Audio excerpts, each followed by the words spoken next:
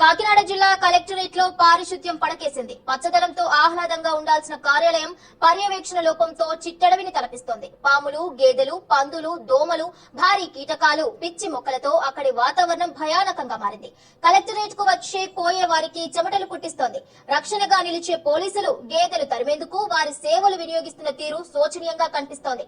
ప్రస్తుత జిల్లా కలెక్టర్ కాకినాడ నగరపాలక సంస్థకు స్పెషల్ ఆఫీసర్ గా కూడా వ్యవహరిస్తున్నారు.